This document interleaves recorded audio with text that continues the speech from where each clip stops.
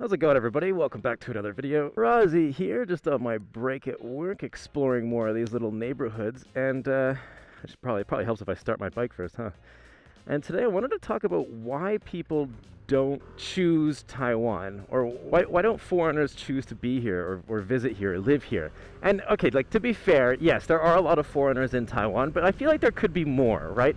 And I think that it kind of gets overshadowed a lot by Japan, Korea, and China. And I don't think there's anything wrong with Taiwan. I don't think like Taiwan has a problem per se. I just think that it's lacking sort of any kind of real cultural exports, right? There's nothing like, so far as I could tell, there's nothing that's like just Taiwanese. Or there are things, it's just that people don't know about them. Like, okay, yeah, sure, people are starting to enjoy bubble tea, but how many of those people could tell you where it's from, right? And I think a lot of it, because Taiwan is essentially China and Japan kind of rolled up into one, and so I think they've had a hard time making something for their own. Like there's just nothing really Taiwanese that people know about, and so I find like people internationally just don't really talk about Taiwan, or if they want to move abroad, they usually choose Korea or Japan. Those seem to be like the two big countries that people want to go see, and that's fine. But I think that Taiwan's amazing and more people should come and visit, and I'm trying to sort out why that is. And so I'm going to talk about why that is in this video, and if you disagree, please let me know in the comments section. If you're Taiwanese, foreigner, or whatever, let me know what your thoughts are. I'd love to hear them, and I could be totally wrong, and I'm also totally lost. Whoops.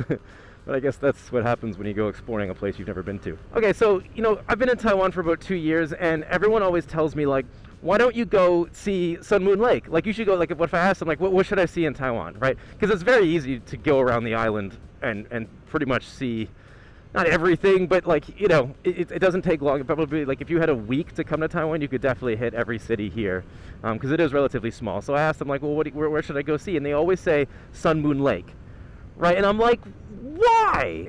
I'm coming from Canada, right? And in Canada, we've got like 1 billion lakes. We have so many lakes, it's almost annoying, right? And I get it. Sun Moon Lake is important for Taiwanese people. Yeah, sure, there's like a gondola and some Aboriginal stuff there, and that's kind of cool to see. But, and there aren't very many lakes in Taiwan, and so Taiwanese people really like it.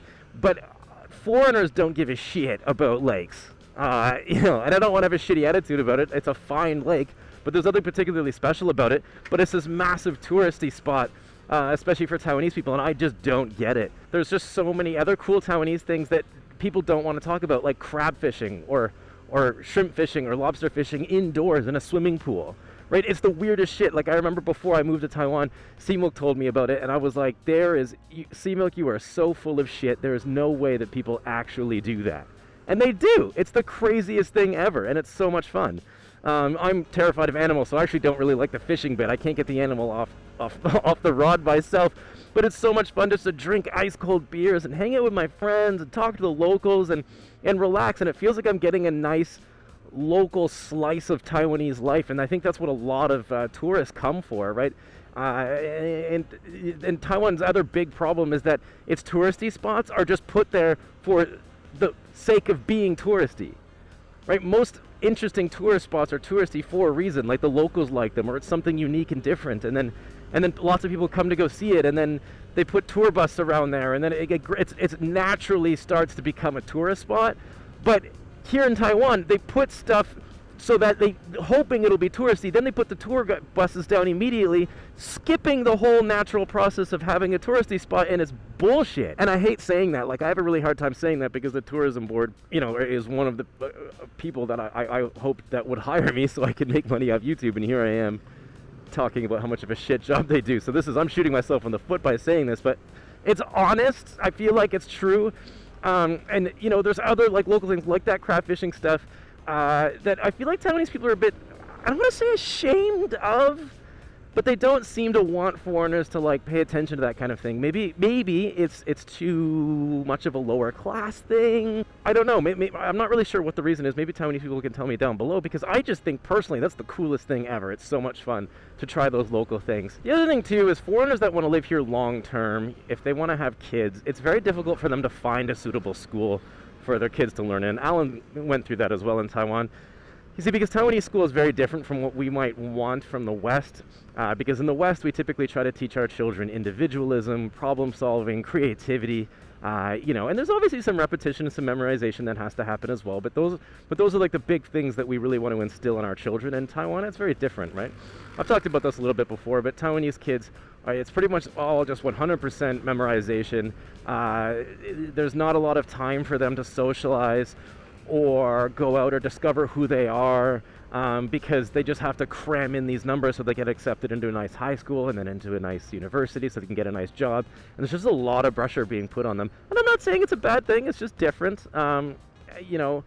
And for a lot of Western kids, or a lot of Western families, that's just not what we want for our kids. They typically end up moving away once they have kids to try and give them an education that they might agree with more. And also, yeah, like there are definitely international schools here in Taiwan where they have foreign teachers and a foreign curriculum and all that, but it is insanely expensive, and it's very difficult for families to be able to afford that kind of tuition. And also touching on like long-term livability, if you have a family, or if you want to live here long-term, you might be interested in purchasing your own home, like financing, actually owning the home.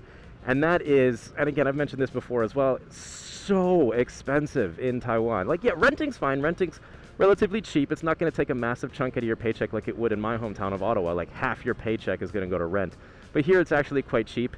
Although if you live in Taipei, you might disagree with me. But yeah, I find like when people tell me how much they pay for their like little box apartments, I can't believe it, because for the same money you get like a 3-bedroom house, in Canada, and here you're paying for a tiny little apartment somewhere in the city. And Taiwanese people are quite lucky because oftentimes their parents will help them buy them a house. They'll help pay for a lot of it, whereas in the West, parents, typically speaking, will make you pay for it yourself. So if we try to buy a house with no support, it's really difficult for us. So I think it's a combination of like, people just don't know about Taiwan. There's no cultural exports, right? Japan has like weird, interesting music, like baby metal. Films are shot there. People are aware of the culture. It's interesting. People want to go see it.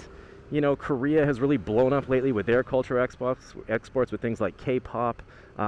Korean food has become a lot more popular internationally. And unfortunately, Taiwan just hasn't been able to achieve that. And so now it's just not really a talking point. People really don't talk about Taiwan. And it's sad because they should, because it's amazing and I love it. Combination of all those things that make people maybe, it's not that they don't want to come to Taiwan, they just don't know why they would. There's no real reason for them to. And I encourage people to come to Taiwan and check it out. And I'm not sure if that's the problem. That's why I want you guys to comment down below to argue with me. Maybe I'm wrong, right? And like I said, there are a number of foreigners here. It's not like there's no foreigners coming here. It's definitely, it's difficult to go through a day and not see a foreigner here in Taiwan. Where am I going? Prazi, Jesus. I have to get back to work and wake the kids up from their nap, and I cannot get lost because I will never make it back. Anyways, it's time now to read the top comment from last week's video, and I think I will stop here under this cherry blossom tree thingy. I don't know if you know if this is an actual cherry blossom tree, but it looks like one. I guess last week's video was about why are people pretending like they've never heard of Taiwan, which is sort of talking about various interviews that people have had and they just seem to ignore Taiwan. It's a pretty funny video. Go check that out. You can click on the top right hand corner of the screen. And the top comment from last week's video comes from Paolo Salucci.